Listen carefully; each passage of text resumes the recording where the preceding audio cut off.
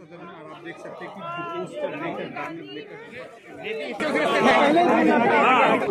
ये रुक है और अब ये पीछे की साइड सारी की सारी ऑपोजिशन मिलकर लखीमपुर खेरी का जो मामला है उसको उठा रही है। हमने ये रिपीटेडली कहा है कि एक मंत्री है जिसके बेटे ने किसानों के खिलाफ किसानों को मारा है, जीप के नीचे कुचला है। रिपोर्ट आई है कि ये कंस्पिरेसी है,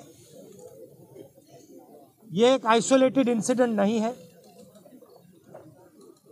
प्रधानमंत्री उस मंत्री के बारे में कुछ नहीं करते हैं। मैं जानता हूं कि जैसे ही मैं यहाँ ये बोलना बंद करूंगा, आप लोग कोई ना कोई दूसरे सवाल पूछोगे अटेंशन डाइवर्ट करने के लिए। ना मीडिया अपना काम कर रही है, ना सरकार अपना काम कर रही है।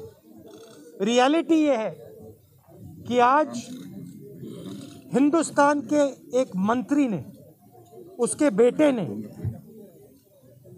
किसानों को कुचलने का, जीप के नीचे कुचलने का काम किया है।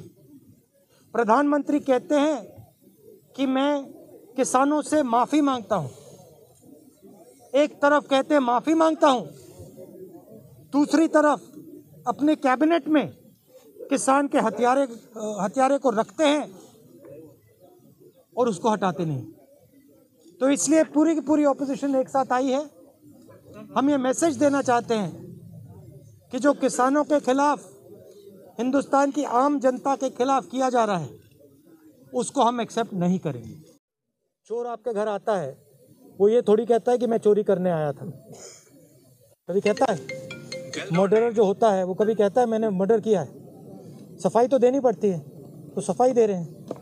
मगर सच्चाई ये है कि पूरे हिंदुस्तान ने उस जीप को, किसानों को कुचलते हुए देखा है। वो जीप किसकी थी वो भी मालूम है सबको, बेटा किसका था वो भी मालूम है। तो सफाई तो उनको देनी पड़ेगी, मगर सफाई देने से कुछ नहीं होगा, क्योंकि एक तरफ सच्चाई है, हम लोग खड़े हैं, दूसरी तरफ झूठ है।